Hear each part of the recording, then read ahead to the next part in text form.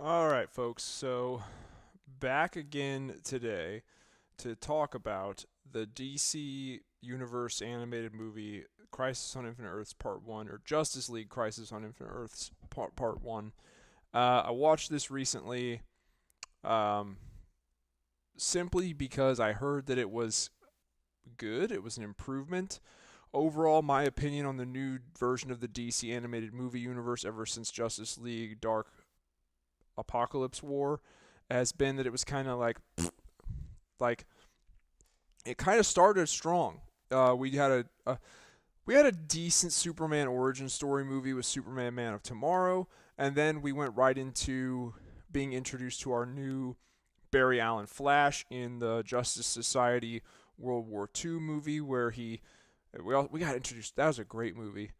Barry Allen Flash, Speed Force, alternate realities, JSA, all in one film.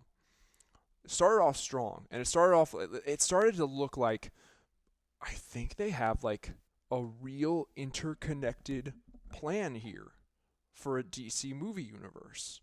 More than just making it up as they go along step by step, and more so than just following along with what like the new 52 did, which is kind of where the previous iteration started.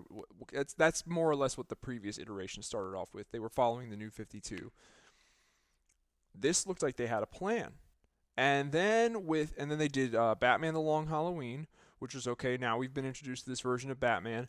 The Long Halloween Part 1 and Part 2, good enough. You know what I mean? Like, the story was what I would thought it would be, having read the Long Halloween comic. And then we were like, okay, I'm excited. So then the next film is Green Lantern: Beware My Power. And I'm like, okay, sweet, we're going to get introduced to the Green Lantern for this movie universe. And then they announced that it's going to be John Stewart.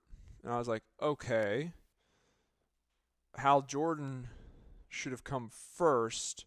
So is there just no Hal Jordan in this universe, or are we just skipping past him and skipping past his introduction? Because both are wrong. Doing either of those things is a bad move, and you should not do either of them. Well, it turned out to at least be the lesser of two evils in that they didn't completely just ignore Hal Jordan and say that he didn't exist. They just bypassed him.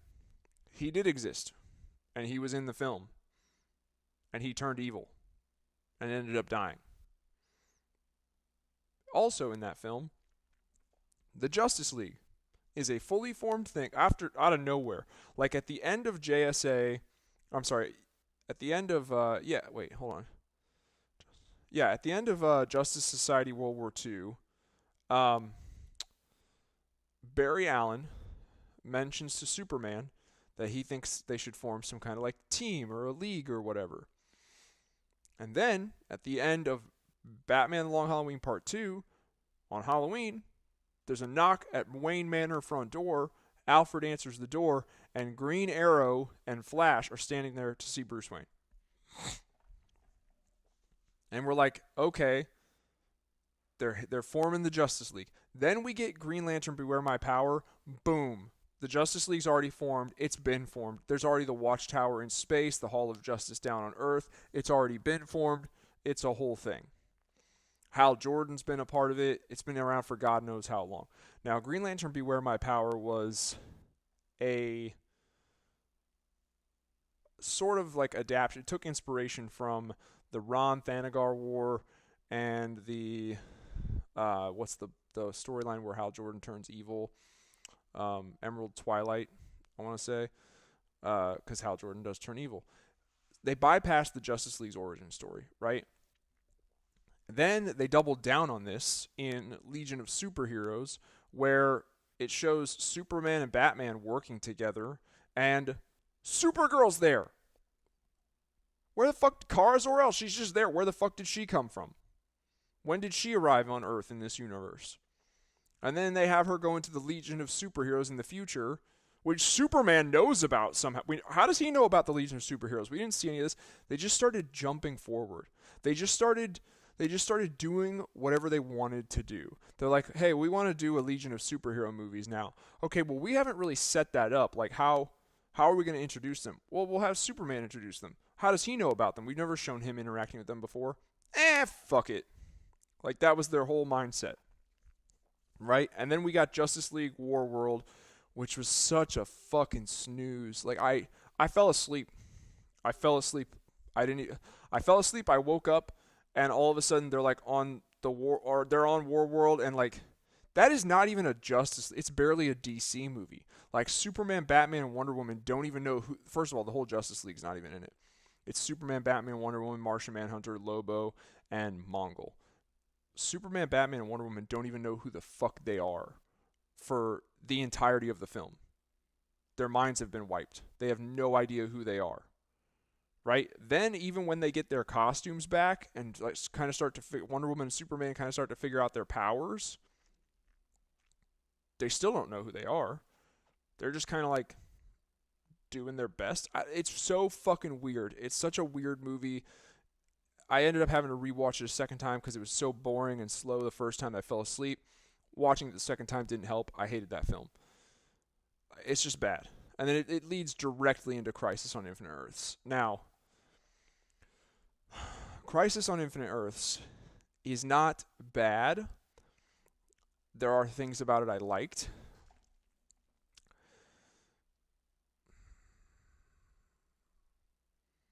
It gets like it gets a C minus, in my opinion. Like, it's nothing to write home about. It's nothing special. It's nothing grand. Like, and it's going to be a 3-part film. This is part 1. I understand that. It was very bland. Like, all these heroes are being brought together to battle some kind of cataclysmic threat. And for part 1, the threat is basically like a natural disaster in space. And what they need the heroes for is not to fight some alien warlord or banish some like invading creatures from another dimension. They just need them to stop this it's a space natural disaster, right? It's a tsunami tidal wave in space that's just fucking shit up. And they brought together the superheroes of all the DC multiverse to try and figure out a way to combat what they assume to be like a mindless, inanimate threat. Like, you can't reason with a tsunami wave, right? You can't reason with a tidal wave. It's just a force of nature. Now, there is something that goes down in this film that suggests the wave is being controlled. The tidal wave is being controlled by some kind of intelligent design, which hints that there is an antagonist behind all of this, but we're saving him for parts 2 and 3. You know what I mean? So, and it's like, that's great and all, but that means that part 1 came at the expense of, like, it has no villain really. The crime syndicate is in it, but they're not really the villain. And also, the pacing of this film is terrible. It jumps from like, I want to say like 4 distinct time periods. Like, and it's through the Flash. Like, the Flash, Barry Allen keeps getting pulled into the Speed Force, going back and forth all around and shit, right? And it's like, at one point he's on his wedding day with Iris, but then he gets pulled to Earth 3 and he's with the crime syndicate, but then he gets pulled and he's at the Monitor's base in space, and the events of the film are all out of order. And it's just kind of supposed to be one of those like things where in the end you go, oh, I see how they all fit together. And you do, but you just don't give a fuck. Because it's not entertaining enough to give a fuck. They're not...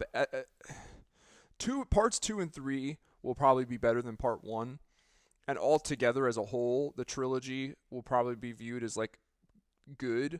But part 1 sucked. Like, C minus is not a good grade, right? It's not. It was really boring. There was way too much time spent on Barry Allen and Iris West's relationship. Like, I did a video about when I did my Ultimate Spider-Man #1 video, and I was talking about why people like Ultimate Spider-Man, and it was because for once Spider-Man's in a stable, loving relationship with the girl of his dreams. Like, no one comes to superhero comics for love and romance. We don't give a fuck. If we wanted love and romance, we would go read or watch Love and Romance. We're here for superhero, crime fighting, life saving action, all right? Superman punching a fucking intergalactic warlord in the face. Batman beating down the Joker, solving crimes. Like that kind of shit. That's what we're here for. We're not here for love and romance shit. Like, and on top of that, Iris West is irrelevant. She don't fucking matter. Why? Because she's a fucking normie. All right, I'm here for the extraordinary people. I'm here for the superpowered aliens, the speedsters, the Amazonian warriors, the Zarnians, the fucking the aliens, the demons, the magic casting wizards, spell slinging wizards, the urban vigilante ninja, crime fighting vigilante ninjas. That's what I'm here for. I'm not here for some just dumb fucking reporter chick. I don't care about her. Fuck off. Like, great, she's Barry Allen's side piece. Cool. It's the girl he gets to fuck at night. I don't care about her. I don't want to hear from her. I don't give a shit. No one does. She's like Lois Lane, but worse because she is the side piece of a less relevant hero than Superman. Like, Superman is fucking Superman. He's an icon. This character has endured for like over 80 years. And I really don't even care about his side piece. So you think I give a shit about the Flash's side piece? The only reason, and I stand by this statement, the only reason that Iris West and Barry Allen's relationship was given so much fucking attention in this film is because they made Iris black. And they're trying diversity. Oh, and also look, white and black people, interracial marriage, diversity. Yeah. White and black people have been able to get married for a long fucking time. Like, I don't understand why is this important? In a movie called Crisis on Infinite Earths, why am I watching these two exchange wedding vows? I don't give a fuck about it. Why? Why is this in here? It's fucking cringe, right? So yeah, and like the only other part of this, because there has to be some action, right, in this film, they also tried to shoehorn in the Justice League origin story. Now, whether or not this was originally part of the plan or if this was like retroactively thought up and put in here because of all the backlash that this film series has gotten for just bypassing this, they didn't fucking go step by step, piece by piece. Step 1, then step 2, then step 3, then step 4. These artsy fartsy fucks over there went, you know what? I don't really feel like we're on step 3, but I don't really feel like doing step 3 today. You know, my passion today is step 6. Let's jump to step. No, you don't get to fucking jump steps. You didn't do what you're supposed to do. God damn it. You fucked it up again. You didn't do what you're supposed to do. All right? You had great Superman, Man of Tomorrow, established Superman, Martian Manhunter, and a couple other things.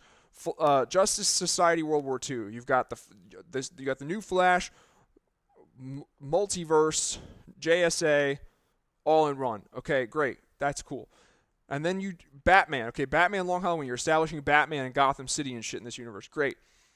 It was looking good. You were on track, and then you just went like off the rails. Why? I think I know why.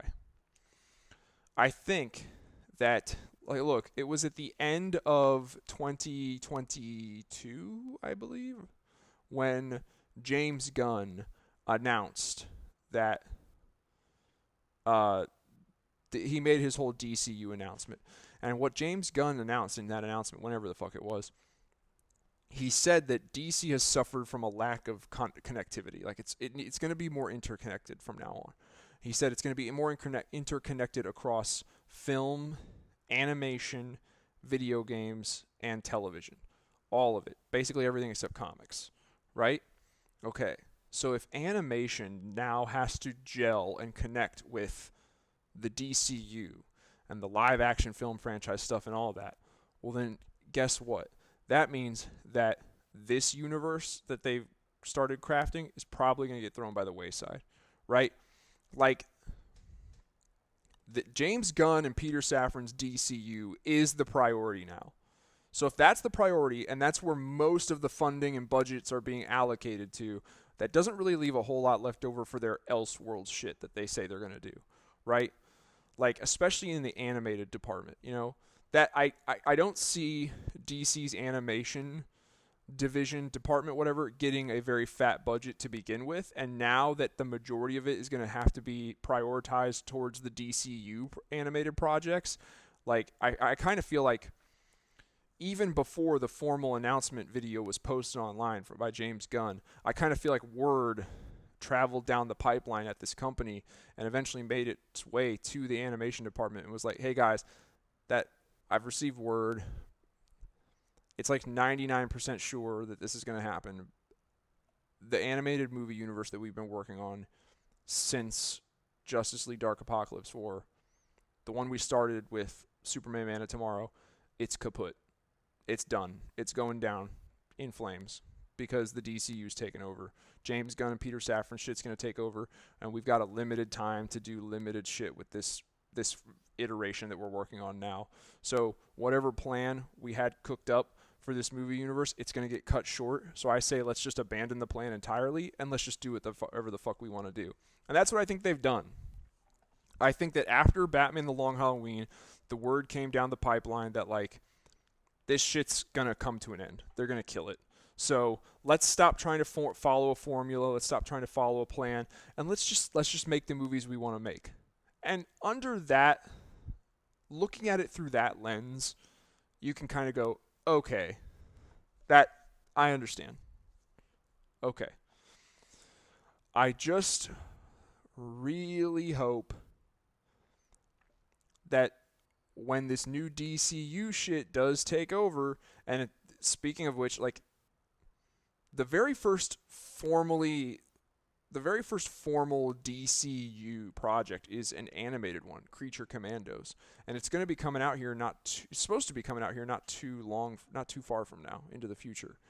I hope to God that these people understand that you have to go step by step. You cannot skip around. You cannot jump ahead. You have to go step by step. I'm worried enough as it is that they're starting Batman off with Damian Wayne as Robin. That's not a good sign. That tells me that this Batman is already in his late 30s at the youngest, and he's already had at least 2 other Robins before Damian, if not 3. So once again, we're skipping shit. Once again, we're doing the same thing they did with fucking Affleck, and we're skipping shit. Why they insist on skipping shit with Batman, I don't fucking know. Right? It's so fucking simple. The way you do Batman in a DC cinematic universe is this, all right? You're going to start your film franchise off, your films that are going to be released into theaters. You're going to start those off with the formation of the Justice League, because that's when shit starts to really get relevant in the DC universe, right? Superman pops up, Wonder Woman pops up, Aquaman pops up, Martian Manhunter pops up, then they all band together. That's when shit starts to get relevant. However, Batman has so much fucking story and narrative and continuity that has to occur. You have to start Batman years prior to any of those other heroes showing up, all right? So it's easy. You can start your film franchise with the building of the Justice League, and and you can start Batman off. I think ideally what you do is you start off Batman after the death of Jason Todd in your films. He's just suffered the death of Jason Todd. He's kind of lonely, and he's like, okay, I'm gonna go join. But then meeting other superhumans and like joining the Justice League, forming the Justice League, it kind of brings him out of that funk of losing Jason Todd. That was more or less the route they were going with Ben Affleck.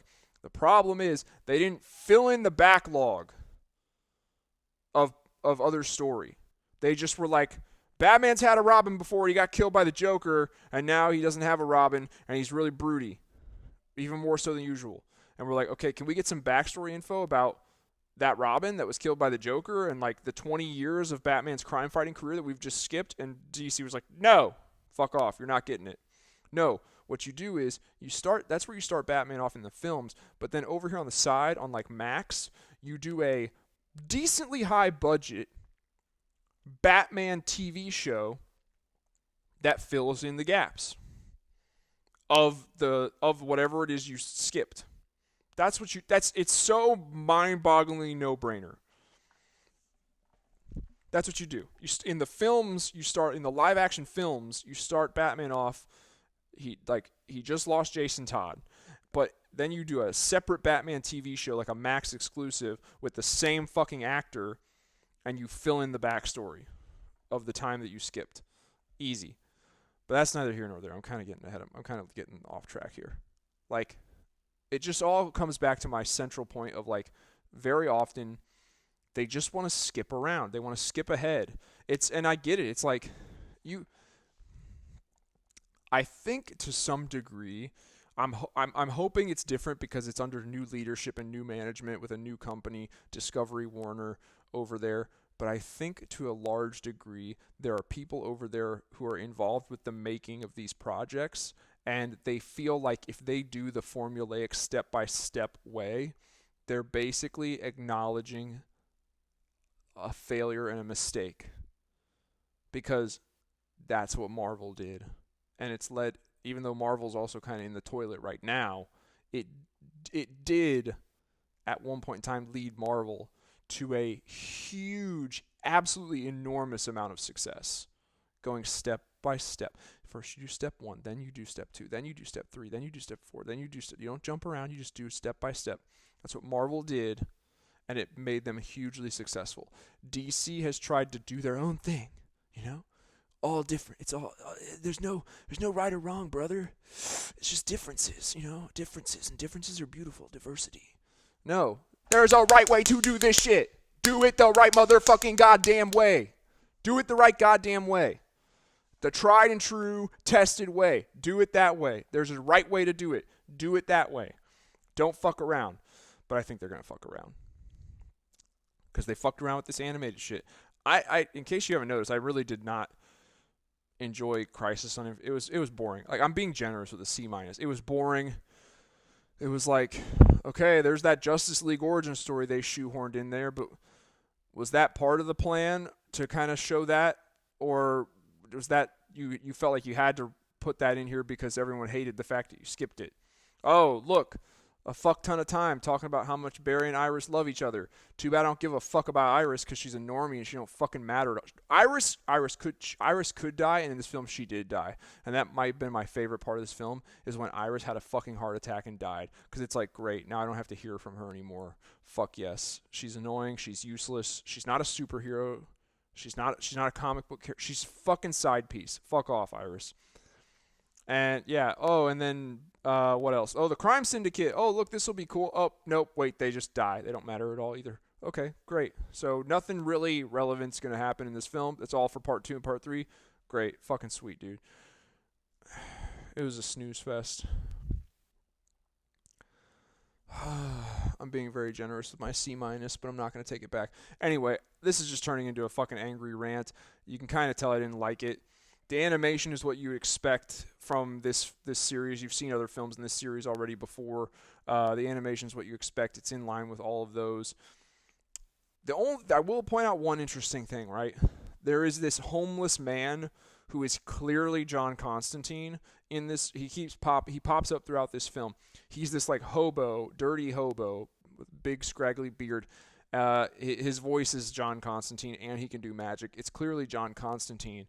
And I'm interested to see where they go with that, because for those of you that don't know, there was a little like Constantine short film called Constantine House of Mystery, and it bridges the gap between Justice League Dark Apocalypse War and this new movie universe. And in that film, you actually see the old style animation John Constantine and then the new one for this new universe. And at the end, he meets the Spectre, who tells him that he's responsible for some shit, yada yada, this and that. And I'm interested to see where they go with that. I'm interested to see how it plays out, because in part 2 and part 3, we're going to learn about the Anti-Monitor and this John Constantine shit. So it's gonna get better. This one was just a fucking snooze fest. So take that for what you will. Leave some comments down below. Get a discussion started. Do you agree with me? Do you not agree with me? Did you like it? Did you not like it? Let me know down below. If you like this video, please hit that like button. It really helps out my channel. If you want to help out my channel even further, check out some of my other videos and subscribe. Other than that, I'll talk to you guys later.